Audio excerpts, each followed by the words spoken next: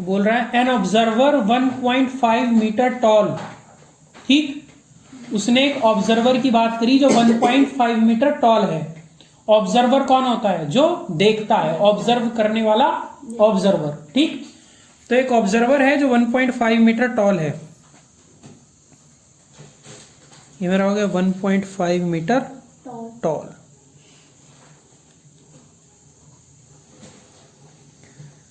Is 28.5 metre away. ठीक, 28.5 metre away है। किससे है? From a chimney. भाई 1.5 मीटर टॉल ऑब्जर्वर है जो एक चिमनी से अवे यानी कि दूर है। कितना दूर है? 28.5 मीटर। ठीक, आगे वो क्या बोल रहा है? चिमनी से। ठीक है ना? चलो भाई, तो एक चिमनी बना ले हम। ये बन गई हमारी चिमनी। ठीक, the angle of elevation of the top of the chimney, ये हो गया चिमनी का टॉप। इससे एंगल ऑफ एलिवेशन बन रहा है। ठीक है ना? किसका? फ्रॉम हर आई, यानी कि उसकी जो आंख है। अगर ऑब्जर्वर 1.5 मीटर टॉल है तो उसकी आंख इसके टॉप पे होगी, तो इसकी आई से इसके टॉप का जो एंगल ऑफ एलिवेशन बन रहा है, ये वाला जो एंगल बनेगा। ठीक, ये उसने दिया है 45 डिग्री। ठीक, what is the height of the chimney, तो चिमनी की हाइट कितनी होगी? ठीक, तो अच्छा, हमें इस चिमनी की हाइट बतानी है, यानी कि ये h बतानी है, यानी कि सीधी सी बात है, हमें ये वाली हाइट निकालनी है। ठीक, ये वाली हाइट हमें बतानी है। ठीक, अब उसने ये जो एंगल ऑफ एलिवेशन 45 डिग्री दिया, मैंने कल बताया था कि जो एंगल ऑफ एलिवेशन या एंगल ऑफ डिप्रेशन बनते हैं वो हॉरिजेंटल लाइन के साथ बनते हैं। ठीक, तो अब यहां तो हॉरिजेंटल लाइन है नहीं, तो हम क्या करेंगे? ये जो बेस दिया ना, बेस, इसके पैरेलल यहां से लाइन खींच लेंगे, तब बन जाएगा। ठीक, तो अब ये हॉरिजेंटल लाइन बन गई। इसके साथ ये एंगल ऑफ एलिवेशन बना हमारा 45 डिग्री का। ये चीज क्लियर? अब इनको सबको नाम दे दो। भाई मेरे पास मान लिया जो चिमनी है उसकी हाइट है ए बी। ठीक है ना? और ये जो हमारे पास ऑब्जर्वर खड़ा है ये हो गया सी और ये हो गया डी। ठीक, अगर ये 28.5 मीटर है इतनी, ठीक, अगर ये 28.5 मीटर है तो इतनी ये भी 28.5 मीटर हो जाएगी। ये चीज क्लियर? तो दोनों होंगी। ठीक, क्लियर? अब मुझे एक बात बता, ये 1.5 मीटर है तो ये जो इतनी है ये भी 1.5 मीटर होगी। इतनी होगी पक्का? भाई ये अगर 1.5 है तो ये भी 1.5 होगी ना। ठीक, तो अब ये बता, पूरी है h, ठीक, और इतनी है 1.5, तो ये जो इधर बचेगी ये h माइनस 1.5 हो जाएगी, नहीं हो जाएगी? तो ये जो इधर बची ये हो गई हमारी h माइनस 1.5। ठीक, तो ये हो गई हमारी h माइनस 1.5 मीटर। ठीक, और इसको हमने यहां से यहां तक, चलो ये यहां से और ये हो गया यहां तक। ये चीज क्लियर? तो ये हो गया हमारा h माइनस 1.5 मीटर। ठीक, ये हो गई हमारी हाइट। अब तो ये देख, अब इतने को भूल जाओ, अब हमें यहाँ देखना है ना? अब हमें ये ट्राइंगल मिल गया, ये इतना AD, और इसको मान ले E। ठीक है ना? अब देख, जो लैंग्वेज है वो तुझे क्या लिखनी है? हमें क्या दिया है? एक चिमनी दी है जिसकी जो चिमनी है AB। ठीक, उसकी हाइट है हमारी h। ठीक, उसके बाद अगली लाइन क्या लिखेगी कि जो एक ऑब्जर्वर है जिसकी हाइट कितनी है? DC, जो है आपकी 1.5 मीटर, है ना? जो ऑब्जर्वर है वो BC डिस्टेंस पे, यानी कि BC डिस्टेंस पे है किससे? चिमनी से। ठीक, और BC इक्वल टू तुम्हारी कितनी होगी? 28.5 मीटर, है ना? नाउ इन ट्राइंगल, कौन से में? DEA में। ठीक है, DEA तो लेंगे।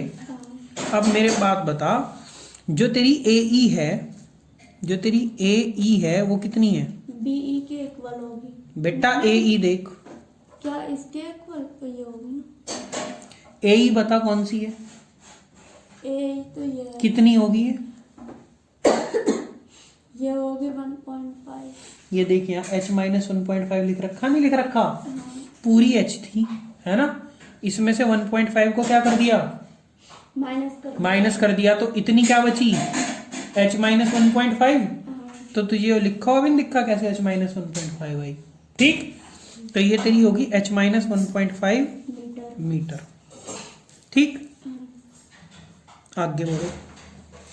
अब इस ए ई के बाद बात करेंगे हम अपनी डी और ई की। इसके बारे बता डी ई कितनी? डी होगी तो 28.5। 28.5 मीटर, ठीक? और एक तुझे मिल गया angle A D E. ADE ये हो गया आपका 45 डिग्री। डिग्री, ठीक है? ये चीज क्लियर? अब तू ये बता, तेरे पास हाइट है, तेरे पास बेस है और तेरे पास एंगल है, एंगल ठीक? यानी कि तेरे पास परपेंडिकुलर है और बेस है और हाइट और एंगल है। एंगल। हाइट परपेंडिकुलर ही तो है तेरा, हाँ, है ना? तो इसमें फार्मूला लगेगा tan 45 इक्वल टू, ठीक है ना, परपेंडिकुलर अपॉन बेस। तेरा परपेंडिकुलर कितना है, h माइनस 1.5, ठीक? और तेरा बेस है 28.5। 5 यहां तक क्लियर? tan 45 की वैल्यू कितनी, 1 equal to h minus 1.5 divide by 28.5।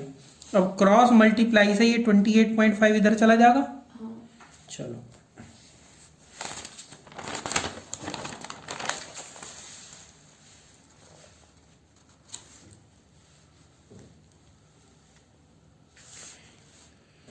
चलो, तो ये हो गया h minus 1.5 that is equal to 28.5, ठीक? तो यहाँ से h की वैल्यू कितनी आ जाएगी, 28.5 प्लस 1.5, ठीक? तो कितना हो गया, 5 और 5 10, ठीक? चलो, तो कैसे किया, 5 प्लस वाई आपका कितना, 5 कितना आ गया 10, कैरी 1, 8 प्लस 1 9, ठीक है ना? और 1 कैरी का कितना हो गया 10, ठीक? और 2 में जब ये 1 कैरी का ऐड किया तो कितना हो गया, वो 3, ठीक है ना? तो 30 मीटर, ठीक? यही तुम्हारा रिक्वायर्ड आंसर है, ठीक है? मेरा कोई वैल्यू नहीं। है ना? चलो, अब एग्जांपल नंबर 4 देखते हैं, पेज नंबर 200। वो बोल रहा है from a point P on the ground. एक पॉइंट P है मेरा ग्राउंड पे, ठीक? The angle of elevation of the top of a 10 metre tall building, building ठीक? भाई एक 10 मीटर ऊंची बिल्डिंग है, ठीक? अगर मैं ये बना लूं 10 मीटर ऊंची बिल्डिंग, ठीक? ये 10 ठीक है ना? ये मेरी 10 मीटर ऊंची बिल्डिंग हो गई, ये हो गई, इसको मैं बोल दूं 10 मीटर 10 टॉल बिल्डिंग, ठीक? और 30 डिग्री। ठीक। अब ये 10 मीटर जो टॉल बिल्डिंग है, ठीक है ना, इसके टॉप से, ठीक, इस पॉइंट P का एंगल ऑफ एलिवेशन बन रहा है 30 डिग्री। एंगल ऑफ एलिवेशन ये हॉरिजॉन्टल बेस के साथ बनना या हॉरिजॉन्टल लाइन के साथ बनता है हमेशा एंगल ऑफ एलिवेशन और एंगल ऑफ डिप्रेशन, ठीक? ये बोल दे 30 डिग्री, ठीक? आगे उसने क्या बोला, उसने बोला a flag is hoisted at the top of the building. अब बिल्डिंग के टॉप से एक फ्लैग, ये बिल्डिंग के टॉप से एक फ्लैग और है जो फहराया जा रहा, ठीक? तो फ्लैग उसने क्या करा, होस्ट कर दिया eight the top of A building and the angle of elevation of the top of the flag stuff from P is 45 degree. तो इस पॉइंट P से इस फ्लैग के टॉप का एंगल ऑफ एलिवेशन 45 डिग्री बन रहा, ठीक है? तो ये वाला जो एंगल बना ये कितना बना, ये बन गया आपका 45 45 डिग्री। ठीक, आगे वो क्या बोल रहा है, find the length of the flag step. आपको फ्लैग स्टेप की लेंथ बतानी है, यानी कि इसको अगर मैं एल मान लूं स्मॉल, ठीक, अगर मैं इसको स्मॉल एल मान लूं इतनी लेंथ को, यानी कि जो झंडे का डंडा है फ्लैग स्टेप, ठीक है ना, तो फ्लैग स्टेप की आपको क्या बतानी है, लेंथ बतानी है, and the distance of the building from the point P. तो और इस बिल्डिंग की इस पॉइंट पी से डिस्टेंस बतानी है, ये मान ली हमने एक्स, ये बताना है। ठीक, ये पी हो गया तो इसको क्यू मान लो, इसको आर मान लो और इसको मान लो एस। ठीक, ये 10 मीटर, ये एल, तो पूरी की पूरी कितनी होगी, 10 प्लस एल, 10 प्लस L बनेगा। ये 10 हाँ, और ये एल, तो पूरी की पूरी कितनी होगी, 10 प्लस एल। L ठीक, मीटर।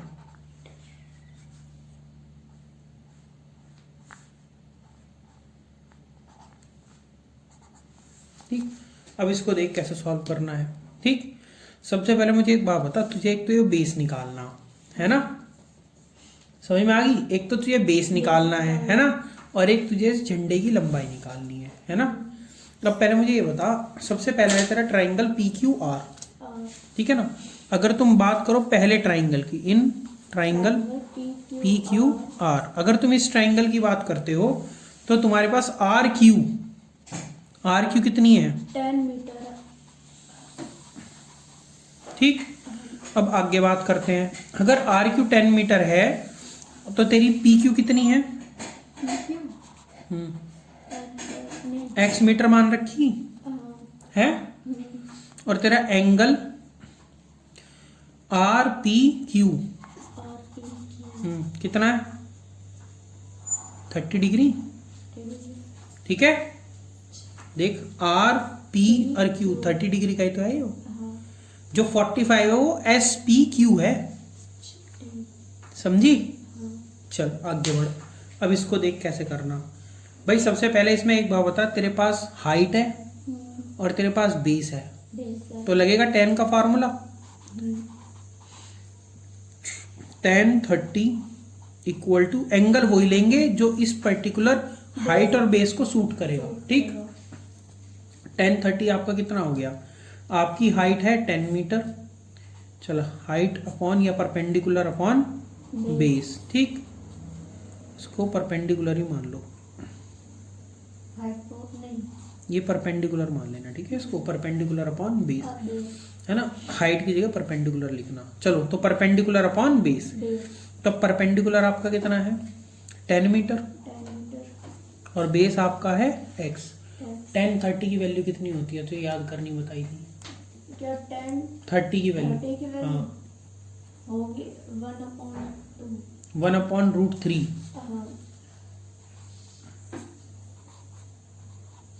हाफ साइन, ठीक है, ये हो गई 10/x, क्रॉस मल्टीप्लाई कर लो, x की वैल्यू कितनी हो गई 10√3। ये चीज क्लियर। और उसने गिवन, अब तुम्हें यहाँ पे दिया भी है, क्या दिया है, √3 की वैल्यू, तो तेरा √3 कितना तेरा उसने 1.732, 1.732, तो x की वैल्यू कितनी होगी 10 मल्टीप्लाई बाय 1.732।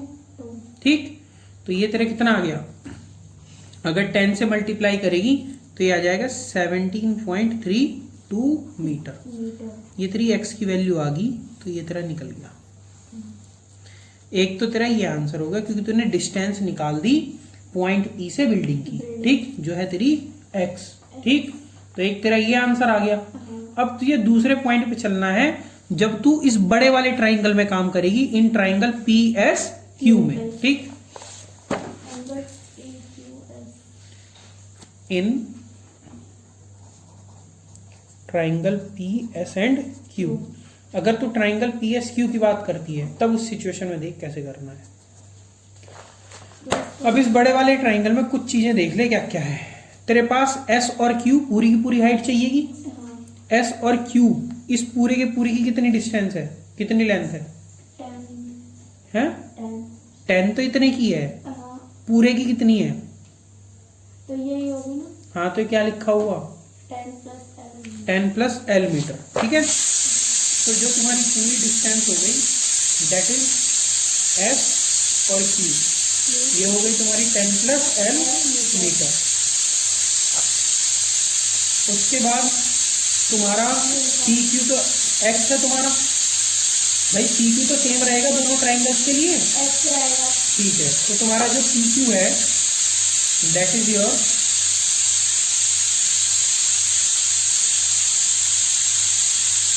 ये है तुम्हारा पी क्यू। ठीक, पी क्यू की वैल्यू तुम्हारी कितनी होगी? एक्स एक्स, और एक्स कितना निकल गया? 17.32 मीटर। ठीक है ना, और एंगल जो तुम्हारा एस पी क्यू होगा वो तुम्हारा 45 डिग्री दे रखा है। ठीक, चलो अब आगे बढ़ते हैं। ठीक है, अब आप कौन सा फार्मूला लगाओगे? 10 45, ठीक, वही परपेंडिकुलर अपॉन बेस। ठीक, परपेंडिकुलर है आपका 10 प्लस एल मीटर, ठीक, और बेस है आपका P Q that is your x, ये हो गया 17.32। ठीक है ना, अब इसके बाद 10 45 की वैल्यू होती है 1।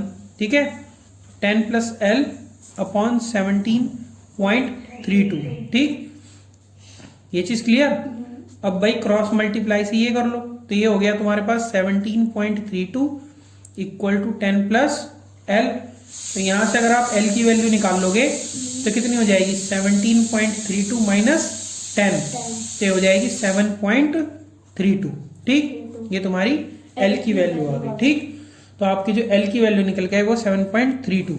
तो फ्लैग स्टेप जो है आपका वो 7.32 मीटर क्या है? हाँ, फ्लैग स्टेप आपका जो बेसिकली है वो ये वाला है, ये जो झंडे का डंडा होता है ना, उसको बोलते हैं फ्लैग स्टेप। ठीक है, तो ये आपका फ्लैग स्टेप कितना है? 7.32 मीटर।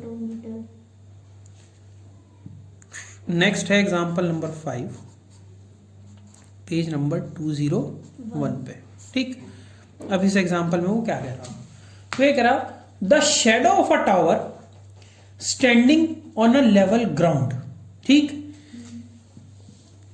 भाई ये मेरा ग्राउंड लेवल है एक, ठीक है, ये एक जमीन है पर्टिकुलरली, इसके ऊपर ये टावर खड़ा, 40 मीटर। ठीक, ये एक टावर है इस पर्टिकुलर ग्राउंड के ऊपर। ठीक है ना, ये टावर खड़ा है। देयर इज अ सन, ये सूर्य हो गया, ठीक, जो अपनी पोजीशन चेंज कर रहा है टाइम बाय टाइम। ठीक, अब है क्या कि उसने पहली लाइन ये बोली कि जो शेडो है किसकी? टावर की। ठीक है ना, वो कितनी मानी गई है? 40 मीटर लॉन्गर। ठीक है ना,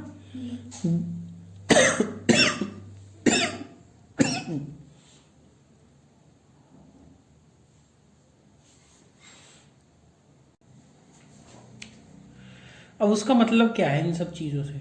समझ, इसमें एक लाइन बोली है उसने कि जो शेडो जा रही है ना 30 डिग्री के एंगल पे जो शेडो बनी, ठीक, जो 30 डिग्री के एंगल पे शेडो बनी, सपोज कर ये शेडो बनी 30 डिग्री के एंगल पे, ये शेडो बनी, ये, क्योंकि परछाई जमीन पे होती है, आसमान में नहीं होती। ठीक, ये शेडो बनी। ठीक, तो ये जो पर्टिकुलर शेडो बनी, ठीक, 30 डिग्री के एंगल पे, 30 डिग्री के एंगल पे, ये क्या है? 40 मीटर लॉन्गर, यानी कि 40 मीटर बड़ी है। ये नहीं कहा 40 मीटर है, पर बड़ी, ध्यान देना, लेकिन उसने बोला कि 40 मीटर बड़ी है। कब? When the sun's altitude is 30 degree, then, ये लाइन है THAN, then माने मुकाबले, किसके मुकाबले बड़ी है? When it is 60 डिग्री, जब 60 डिग्री के एल्टीट्यूड पे जो परछाई बनेगी उसके उस बनी हुई परछाई के मुकाबले 40 मीटर बड़ी है। तो अगर सन का एल्टीट्यूड 60 डिग्री हम ले लें, यहां ऐसे अगर हम ये एल्टीट्यूड 60 डिग्री ले लें, ठीक है, और अगर इस पे परछाई x मीटर की बनी, अगर इसकी परछाई x मीटर की बनी तो ये इस x से 40 मीटर बड़ी बनेगी। तो ये वाली जो परछाई बनेगी पूरी की पूरी ये 40 प्लस x मीटर की बनेगी। ये मतलब पूरी पूरी 40 हाँ, क्योंकि उसने बोला है उस पे 40 मीटर लॉन्गर। लॉन्ग। जब वो 30 डिग्री पे बना रही है, जो परछाई है 30 डिग्री पे जो बन रही है सन के एल्टीट्यूड के, ठीक है ना, वो परछाई 40 मीटर बड़ी है देन जो परछाई हमारी 60 मीटर के एंगल पे बनी उससे। समझी? तो उसका ये मतलब है इस क्वेश्चन में। ठीक, तो अगर ये तुम्हारी x मीटर है और ये 40 प्लस x मीटर है तो ये कितनी बची? बड़े वाली में से छोटे वाले को माइनस करोगे। ठीक, तो यानी कि जब तुम 40 प्लस x में से माइनस करो, यानी इस बड़े वाले में से 40 प्लस x में से माइनस कर दोगे छोटे वाले x को, तो तुम्हारा कितना बच जाएगा? केवल 40। तो इतनी डिस्टेंस तुम्हारी कितनी बचेगी? 40 मीटर। ये चीज क्लियर होगी? तो तुम्हें क्या निकालना? हाइट ऑफ द टावर निकालनी है, ये h निकालनी। अब इसकी हाइट निकालनी। हाँ, बस इस क्वेश्चन में यही समझने वाली बात थी कि बेस को किस तरीके से उसने समझा रखा है। ठीक है ना, ये बेस ही समझने वाली बात थी इस क्वेश्चन में। बाकी कुछ स्थानीय भी इनके नाम दे दो, ए बी सी, ये हो गया डी। ठीक, अब सबसे पहले कौन से? इस छोटे वाले में कर लो, tan 60। ठीक, क्या होगा तुम्हारा? Perpendicular upon base. परपेंडिकुलर तुम्हारा h और बेस है तुम्हारा x। tan 60 की वैल्यू होती है √3 equal to h upon x। ठीक, तो आपके h की वैल्यू हो गई x√3। पर यहां पे h की वैल्यू x√3 होगी, इसे इक्वेशन नंबर मान लो 1। ठीक, इसे इक्वेशन नंबर 1 मान लो। अब आगे बढ़े, अब दूसरे ट्राइंगल में काम करेंगे। जो आपका ट्राइंगल है, ये हमने काम किया इन ट्राइंगल ADC नहीं ADB ADB में, है ना। अब करेंगे ACD। अब करेंगे ट्राइंगल ACB के अंदर। B के अंदर।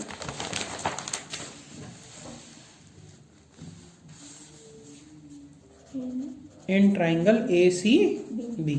जब तुम ट्राइंगल ACB के अंदर काम करते हो तो तुम क्या देख रहे हो? यहाँ देखो, जब ट्राइंगल ACB के अंदर काम कर रहे हो तो tan 30, क्योंकि 30 डिग्री का एंगल है, यहाँ देखो यहाँ 30 डिग्री का एंगल है, तो tan 30 आपका परपेंडिकुलर हो गया h और बेस हो गया 40 प्लस x। पूरा का पूरा बेस लेंगे,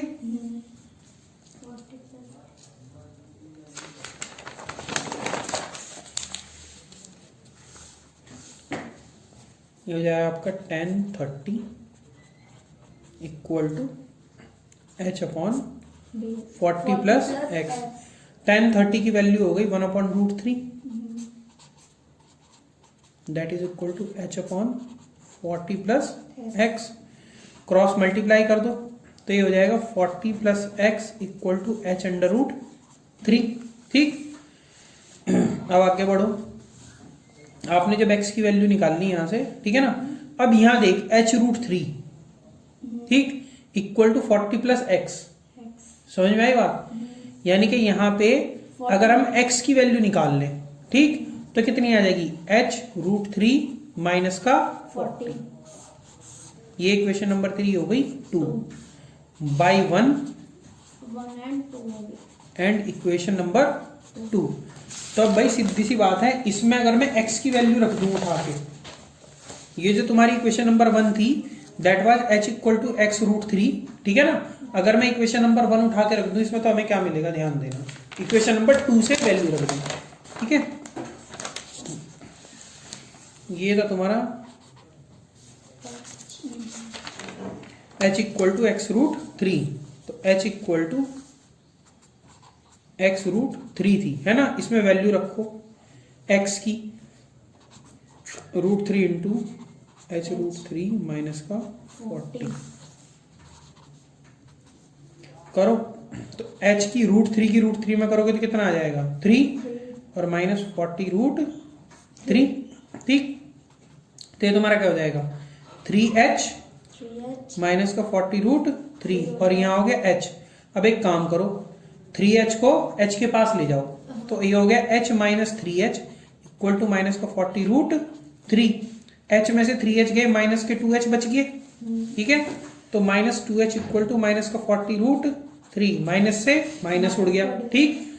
तो h की वैल्यू हो गई 40√3 डिवाइडेड बाई 2, 2 से 40 गया 20 टाइम्स, ठीक है ना। तो आपका कितना हो गया h इक्वल टू 20√3, ठीक है। तो h की वैल्यू आ गई 20√3 और यही तुम्हारा रिक्वायर्ड आंसर। ये चीज समझ में आई तेरे या नहीं आई? चल दोबारा देख।